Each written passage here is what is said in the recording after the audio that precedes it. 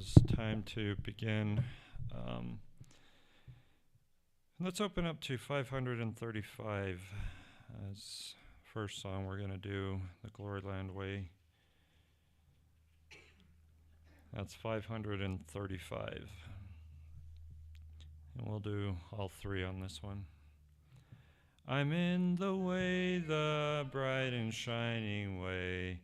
I'm in the glory land way. Telling the world that Jesus saves today. Yes, I'm in the glory land way. I'm in the glory land way. I'm in the glory land way. Heaven is nearer and the way groweth clear, for I'm in the glory land way.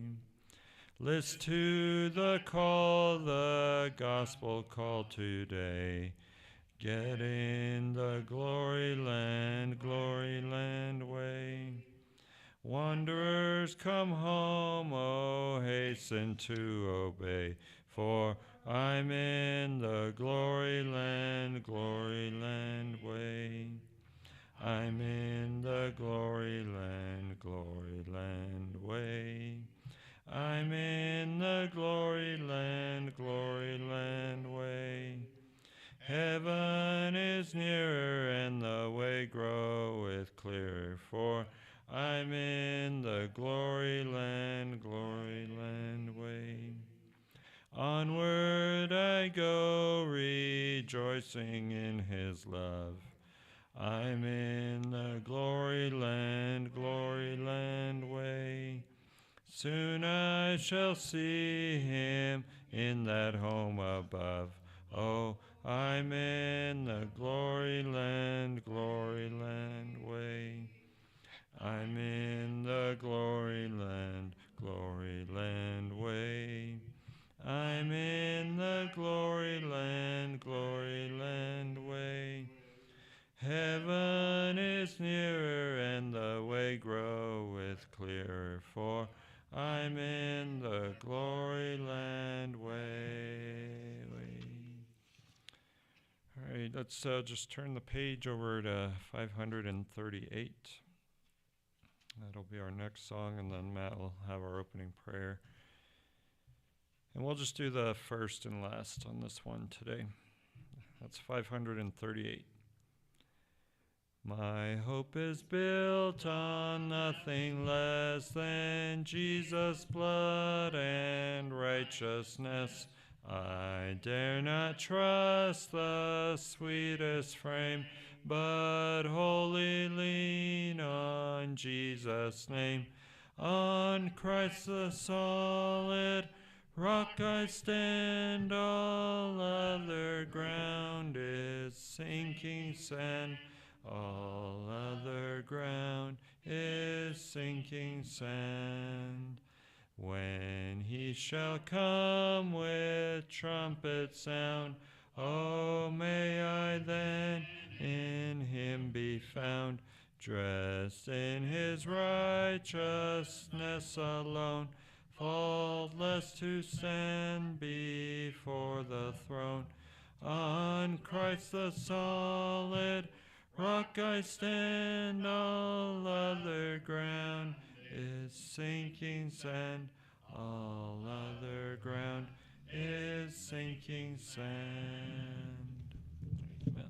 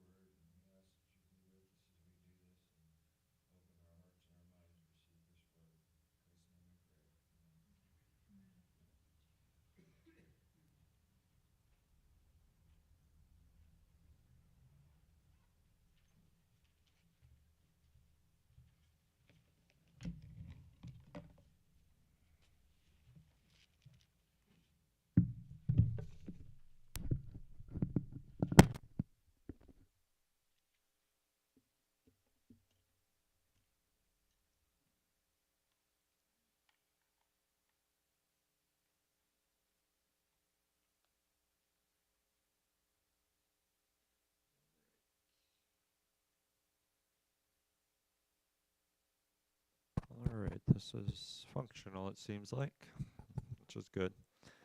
Let's open up to Mark chapter 1.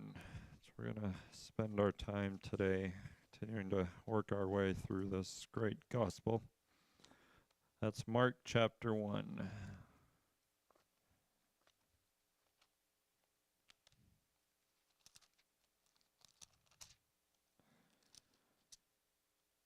Now, you've heard me say before, you'll hear me say it again as long as we are in this chapter.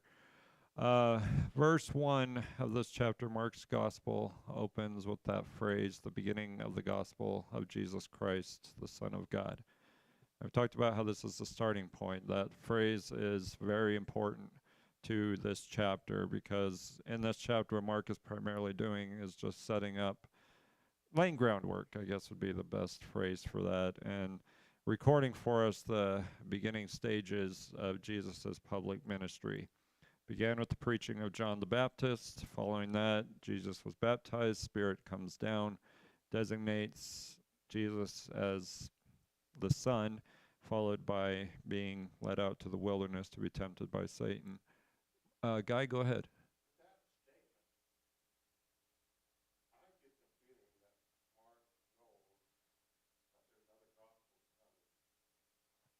That's possible. So we might be able to suggest that. I mean, there are other people he was associated with that probably would have been writing some things down. So we might be able to suggest that. So there's that. Just it is the beginning. Now, after the Spirit comes down and everything, the third stage of Jesus's public ministry was the public preaching of Jesus. He chooses at least 4 of his apostles at that point. And those things bring us up to speed on what we're going to be studying from verses 21 through 28 of this chapter. In verses 21 through 28, Mark records another aspect of Jesus' public ministry. And what he focuses on in these verses is the authority of Jesus, is what really comes forth in this section. More specifically, it's how Jesus demonstrated his authority. And this section is set in the city of Capernaum, or Capernaum. It's pronounced both ways. The town of Capernaum was a town that was on the northern shore of the Sea of Galilee. Jesus grew up in Nazareth, but Capernaum really became his hometown, his home base, we might say, for his public ministry. And so it's in this town of Capernaum that is the stage of what Mark records in verses 21 through 28. Again, primarily dealing with the authority of Jesus. In these verses, he makes 2 points about how Jesus demonstrated his authority. First point is in verses 21 and 22 is that he demonstrated his authority through his teaching. And secondly, in verses 23 through 28, what we'll see is that Jesus demonstrated his authority in his dealings with unclean spirits. So that being the case, the application of these things to us will be that we too have to recognize the authority of Jesus in the same way that the people of Jesus' day, at least many of them, did in his day. So we'll begin by reading through these verses, and then we'll look at the points. Again, this is Mark chapter 1, beginning in verse 21. The text says, "They went into Capernaum, and immediately on the Sabbath he entered the synagogue and began to teach. They were amazed at his teaching, for he was teaching them as one having authority and not as the scribes. Just then there was a man in their synagogue with an unclean spirit, and he cried out, saying, 'What business do we have with each other, Jesus of Nazareth? Have you come to destroy us? I know who you are, the Holy One of God.' And Jesus rebuked him, saying, 'Be quiet and come out of him.' Throwing him into convulsions, the unclean spirit cried out with a loud voice and came out of him. They were all amazed, so that they debated among themselves, saying, 'What is this? A new teaching with authority. He commands even the unclean spirits, and they obey him.' Immediately the news about him spread everywhere into all the surrounding district of Galilee." So the focus of this section, again, seems to be the authority of Jesus. That we see that word at least a couple times in this section. But first, Jesus' authority was demonstrated through his teaching. That's the first point we're going to be exploring. So Jesus goes into Capernaum, verse 21. And what's the occasion here? What does Jesus do? When does it happen? It's the Sabbath. And began teaching. Now, what word does Mark use in this verse that we've run into before? Immediately. There's that word that Mark likes to use. This is now the fourth time in this chapter alone that he is using this word. So what does the word immediately mean? Without hesitation. We might say at once. No time was wasted, we might say. So yes, this is the Sabbath. Jesus is in Capernaum. He goes into the synagogue and he begins to teach. So with that in mind, here what Mark is doing is he's setting the stage for what's going to be recorded clear through verse 28 about what occurred in this Jewish synagogue where Jesus is beginning his teaching in the city of Capernaum. Now, something else I think we should know here is that under Jewish custom, synagogue leaders, they are the ones who needed to give permission to someone to get up there and teach. So Jesus essentially had to receive permission before he could begin teaching in the synagogue. And so even though Mark does not specifically say it, that's the implication. He was given permission. And the fact that he was given permission should also indicate to us that even before this point, people already had some idea of who Jesus was, possibly knew him as a teacher, even before this occasion that we read about here. Questions or comments on verse 21? Okay. So, with that being true, we find the response of the people to Jesus' teaching. How do they respond? Okay, you have the word astonished there? Okay. New American Standard has amazed. Does anyone else have a different word there? Okay. So astonished, amazed, what does that mean? How are they feeling about his teaching? They might say surprised. And what did you say, Dean? They might be thinking he's doing fantastic. So this is how they're feeling. They have this sense of amazement about them. Why? About Jesus. Why? What's the text say? They taught as one who had authority. And who is he compared against? The scribes. Okay, so these are the pieces of this verse that we have. So what does it mean when someone has authority? Okay, they're in charge, we might say. So that's how Jesus has presented his teaching. He's showing, I'm in charge. He's showing he has some kind of authority over and above that of the scribes. Now, can anyone tell me who the scribes were?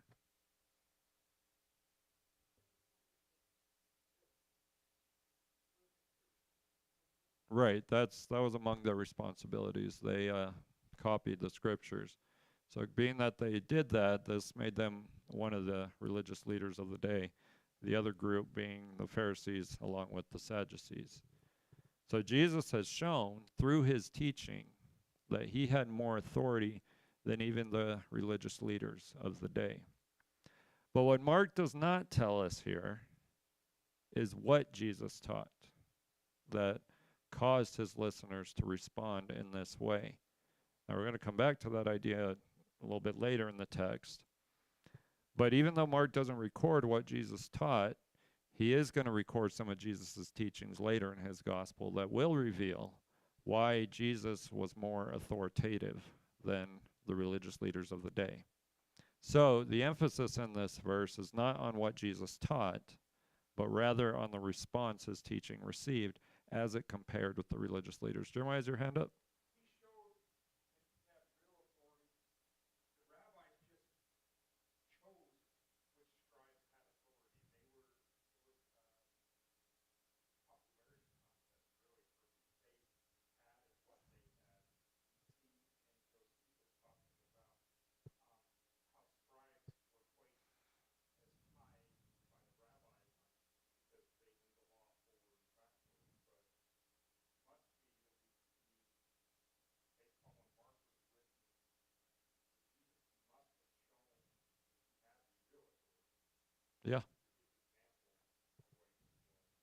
Absolutely.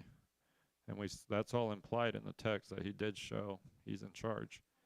So, yeah.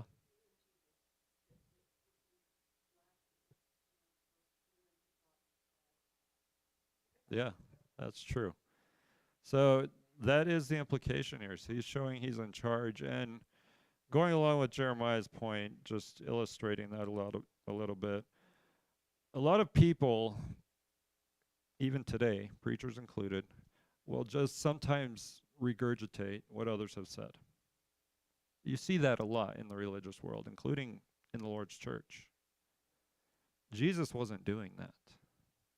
He was putting forth teachings that showed, I'm in charge. Here's the truth.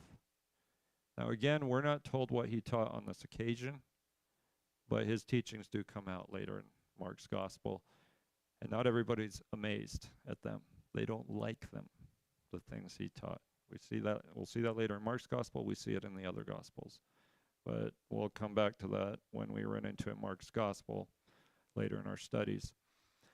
But putting verses 21 and 22 together, applying it to Jesus' authority, his authority was demonstrated in his teaching.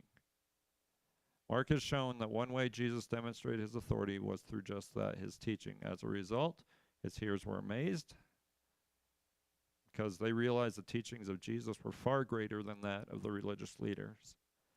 And since that's the case, this is what would bring on to Jesus some of the persecution that he later faces, culminating in the crucifixion. Any other questions or comments on 21 or 22? Okay.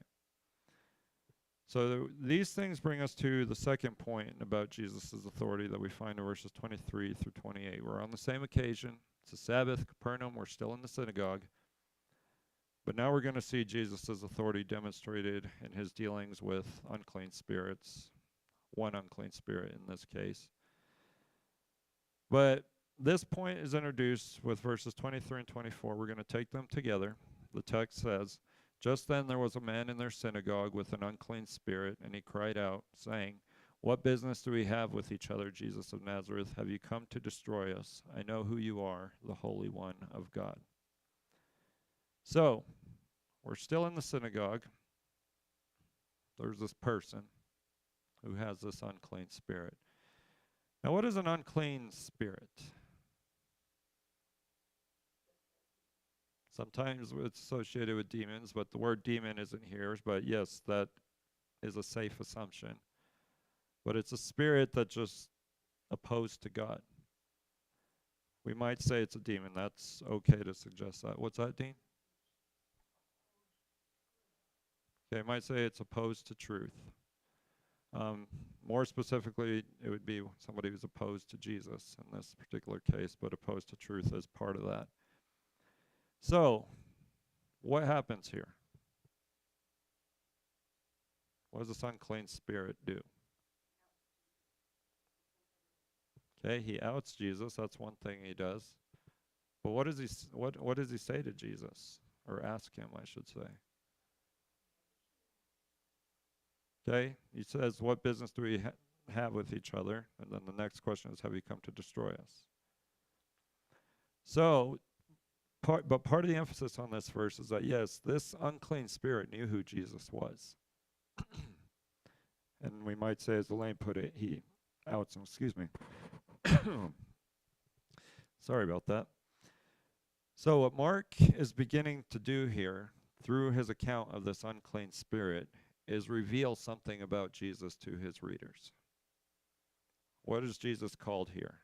What does the unclean spirit call him? The Holy One of God, and right before that, Jesus of Nazareth. So even though it comes from this source, this is something Mark wants his readers to latch onto. This is who Jesus is. Regardless of who identified him as such, this is who Jesus is. He's Jesus of Nazareth. He's the Holy One of God. Now, what does the word holy mean? Set apart. So what does it mean that Jesus is the Holy One of God? Set apart by God. Okay, Guy, you had your hand up. That's true.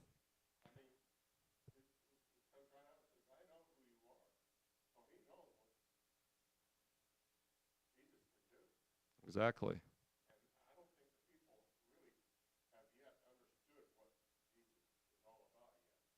That's true. This is said about Jesus from this unclean spirit in this man.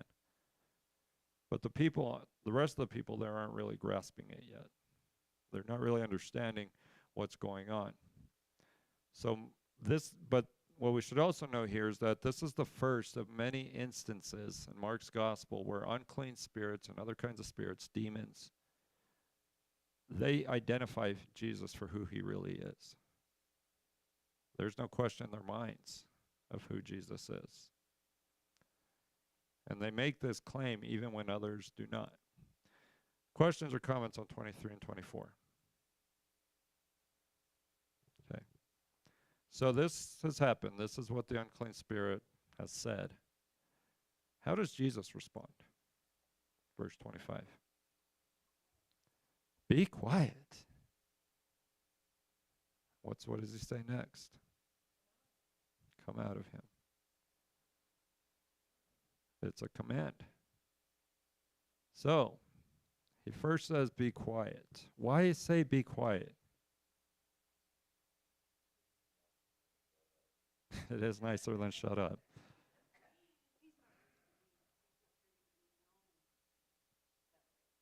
That's it.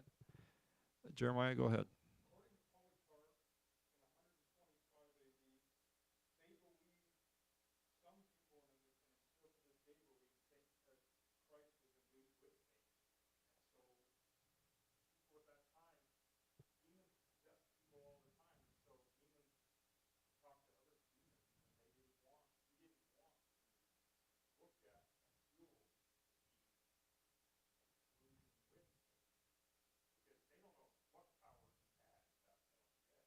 Yeah,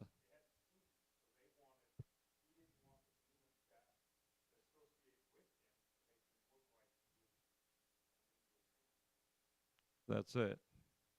Is Jesus isn't after this popularity yet. He doesn't want to be known for who he really is at this time. That's where this be quiet, take it one step further, this shut up comes from. Because he doesn't want to be outed. Now, Elaine said the demon outs him, but Jesus doesn't want that. So he says, stop, don't say anything more, come out of that person. Now, something else I failed to point out here in what the unclean spirit says, he says, what business do we have with each other? Now, that could be an association between Jesus and the demon, but okay, let me just go back to the text so I can make my point more clearly.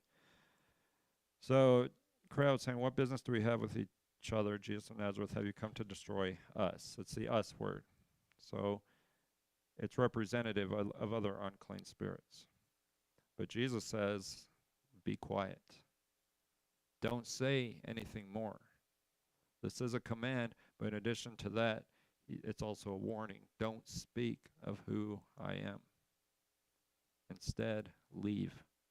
Come out of that body that you are possessing. Now, one reason we know this is part of Jesus' mindset is because later in Mark's gospel, Mark records that Jesus tells the unclean spirits and demon he casts out to not reveal who he is for his own reasons. Now, one of those reasons Jesus does this on multiple occasions throughout Mark's gospel is because he is avoiding unnecessary attention. And the reason for that is because it's not yet time for him to be crucified. He's going with God's will. So he doesn't want to draw unnecessary attention to himself.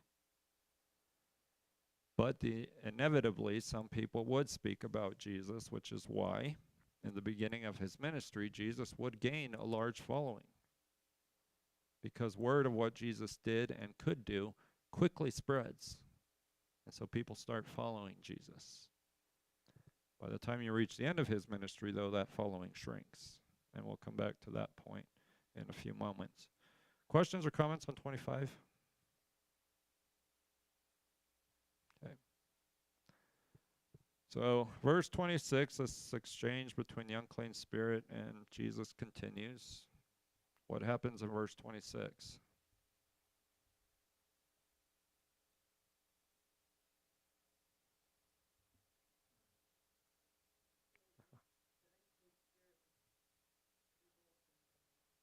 Okay,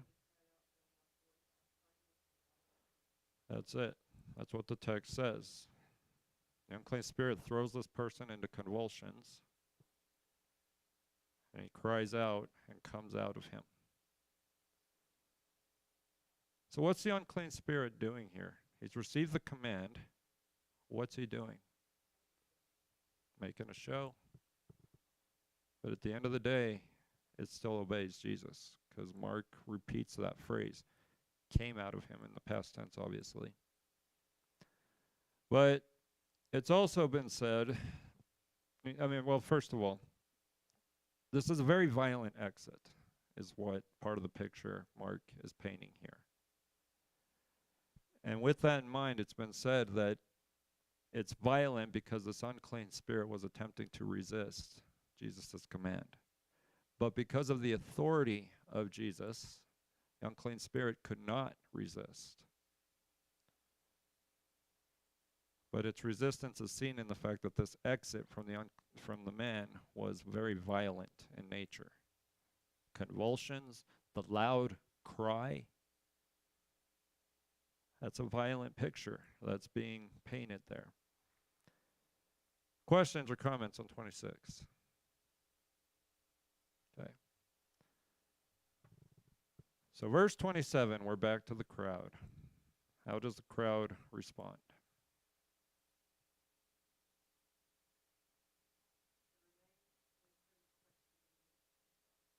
Okay.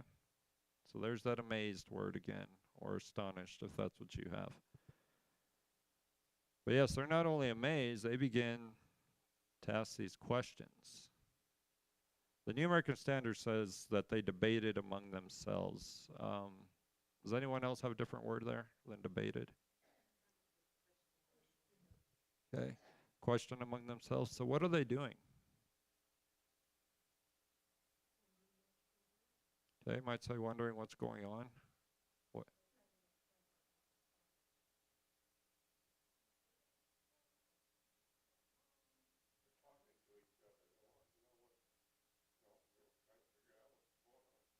That's it. They're talking to each other.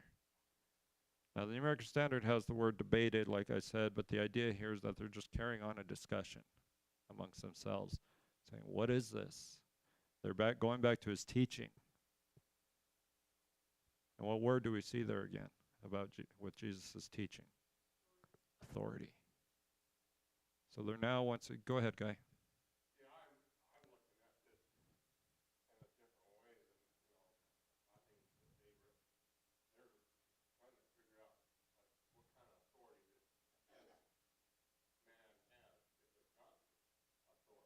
Right.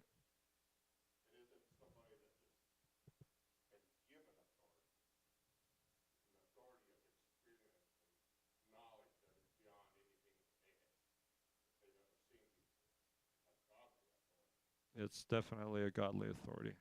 So.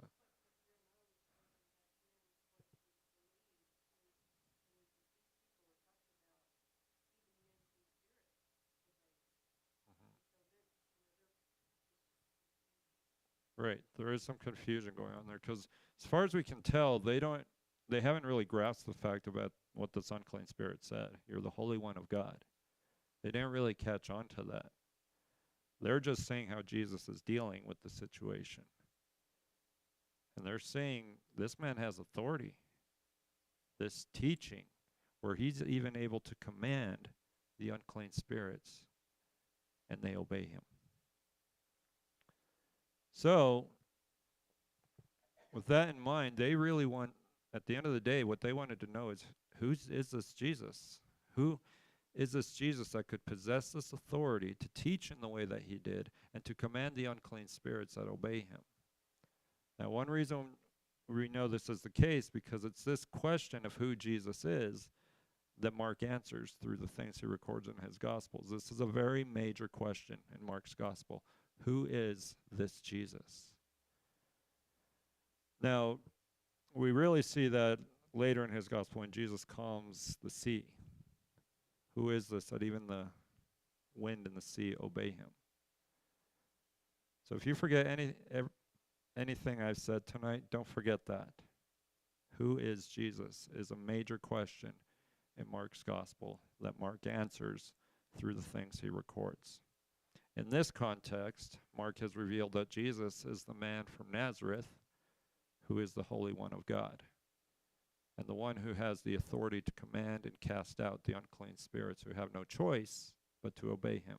Guy, go ahead.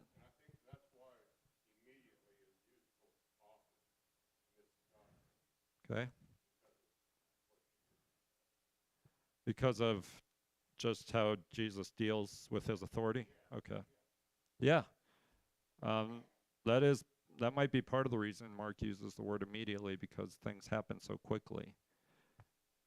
Well, we run into it again in verse 28, now the fifth time in this chapter. What happens immediately in verse 28?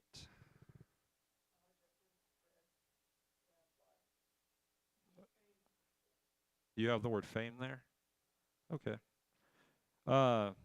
Yeah, I haven't seen the word fame in some translations, but in the New American Standard says immediately the news about him spread everywhere into all the surrounding district of Galilee. But what's happened here in verse 28?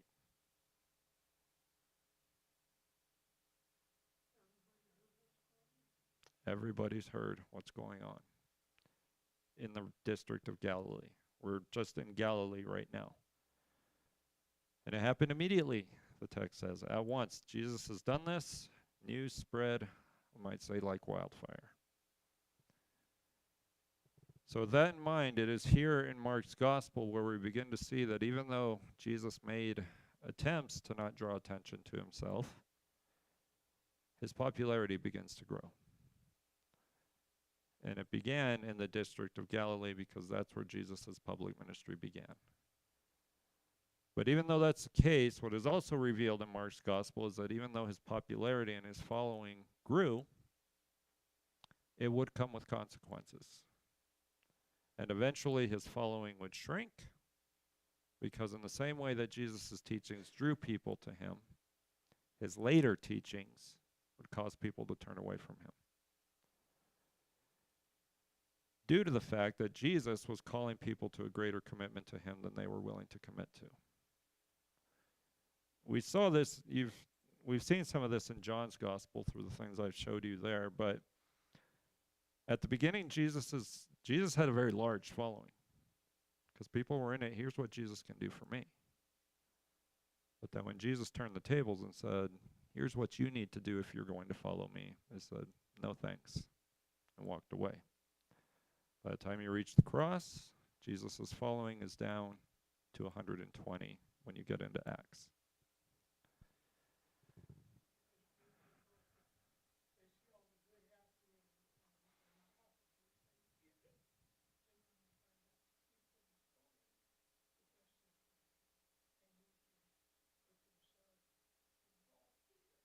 Right. They don't want to make that commitment. So, Guy?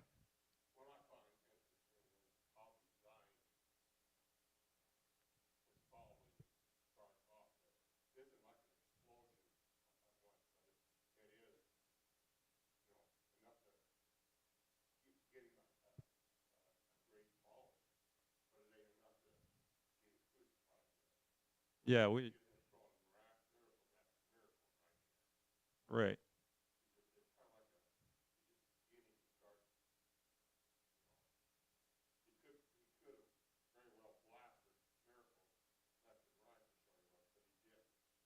Right, yeah.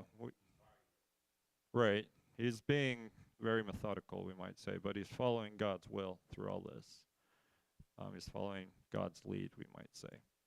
So, well, we're talking about Jesus' authority. Putting verses 23 through 28, his authority was demonstrated through his dealings with unclean spirits. That's what Mark has shown in these verses. Now, Jesus' dealings with unclean spirits consisted of him commanding them to to come out of the people they were possessing, which the unclean spirits readily obeyed with full knowledge of Jesus' true identity. Now, while that's true, others would not so readily recognize the authority of Jesus. They wouldn't immediately recognize his authority. And all of that culminates itself in the crucifixion. And that's all because people refused to recognize that Jesus came with the authority that was given to him by God. Anything else on verse 28? Okay. So putting all these things together, the point we should see from verses 21 through 28 is that Jesus had authority. That's the point Mark wants his readers to see, is about the authority of Jesus. It was demonstrated through his teaching. It was demonstrated through his dealings with unclean spirits. So the application to us is the same. We must recognize the authority of Jesus. Now, in addition to what we've studied today, something else we know about the authority of Jesus from Matthew 28 is that Jesus has all authority in heaven and on earth. That's Matthew 28, verse 18. So since that's true, we have a responsibility to recognize the authority that belongs only to Jesus. If we do that, then we too will readily obey Jesus out of a realization that Jesus has the authority even to command those spirits that are opposed to him. The result of that for us is that if we align ourselves with Jesus, with his authority, as opposed to going against it, we will even more readily obey what Jesus has to say without any resistance. Any other questions or comments? All right. Dawn, will you close us tonight?